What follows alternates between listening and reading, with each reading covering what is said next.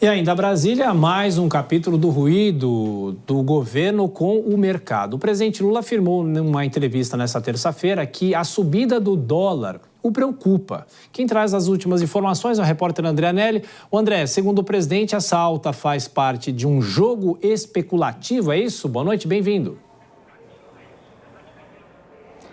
É isso mesmo, Tiago. Muito obrigado para você, muito boa noite e boa noite a todos ligados aqui no Jornal Jovem Pan. O presidente da República admitiu que a cotação do dólar preocupa o governo federal e atribuiu a alta ao que ele chamou de especulação. O chefe do Executivo fez esses comentários em entrevista à Rádio Sociedade da Bahia por conta do resultado da moeda americana, que no dia de ontem, na terça-feira, acabou fechando então em R$ 5,65. Nesta terça-feira, acabou fechando em R$ 5,66, terceira alta consecutiva, maior valor desde janeiro de 2022.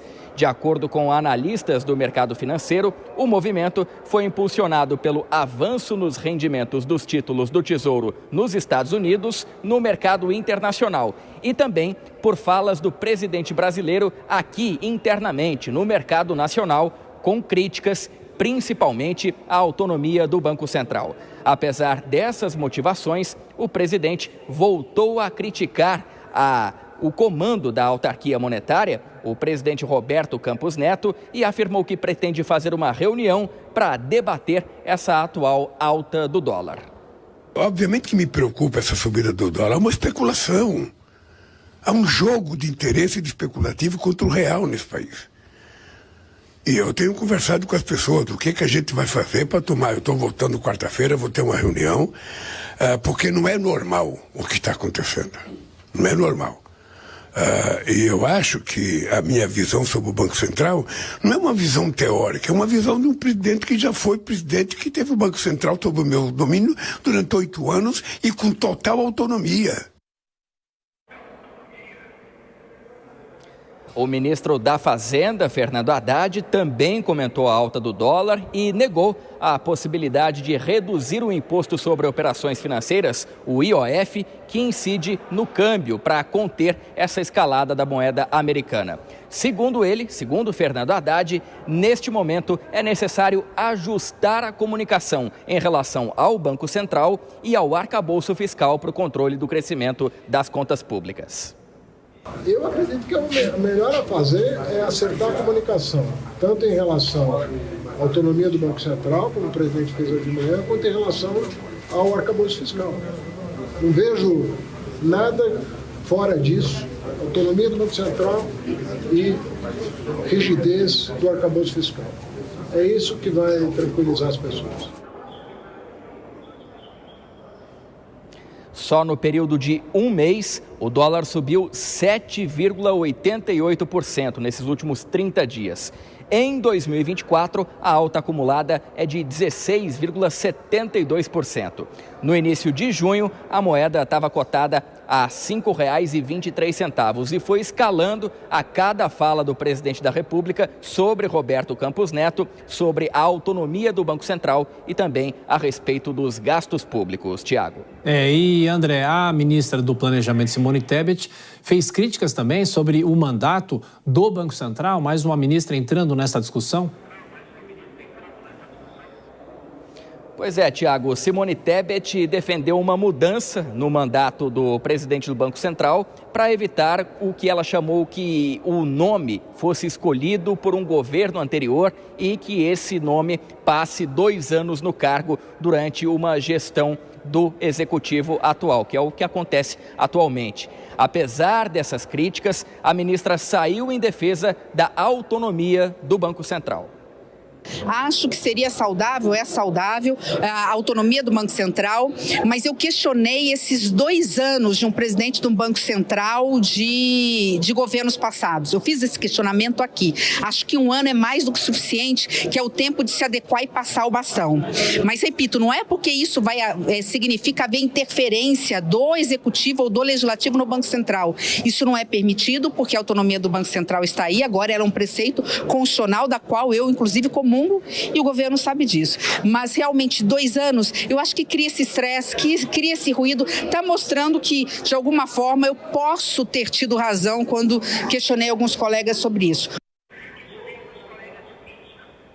Atualmente, o mandato para o Banco Central dura 4 anos e começa na metade de um governo. O ex-presidente Bolsonaro, por exemplo, assumiu a presidência em 2019 e indicou Campos Neto em 2020 com mandato até o final de 2024. Agora, o atual presidente assumiu então o executivo em janeiro de 2023 e agora ele só vai poder fazer essa troca no comando da autarquia no dia 31 de dezembro, quando termina o atual mandato. O mais cotado para assumir a vaga é Gabriel Galípolo, diretor de política monetária do Banco Central e que tem proximidade com o atual chefe do executivo, apesar de ter votado junto com Campos Neto na última decisão do Copom, o Comitê de Política Monetária, que manteve a taxa Selic, a taxa básica de juros, em 10,5% ao ano. Tiago. A decisão foi unânime. André Anelli de Brasília trazendo as últimas informações. Daqui a pouquinho você volta.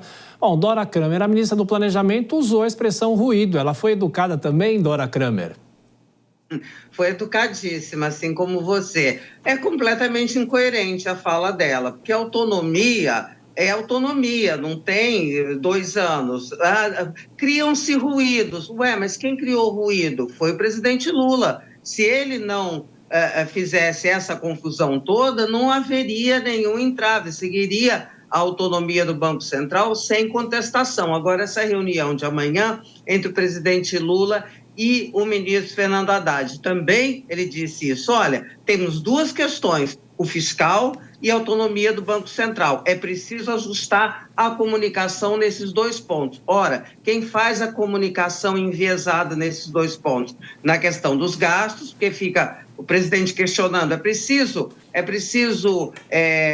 reduzir ou não é preciso reduzir? E na autonomia do Banco Central não preciso me alongar, né? Então, quando ele fala de ajustar a comunicação, me parece, aliás, há até uma expectativa de que nessa reunião de amanhã, que ele diz que é sobre o fiscal e o presidente diz que é sobre a alta do dólar, ele vai explicar direitinho ao presidente qual é o prejuízo, como é que devem ser as coisas, quem é que está atrapalhando. Não sei se ele vai falar com essa clareza, muito menos tenho dúvida se ele vai conseguir convencer o presidente a modular suas declarações.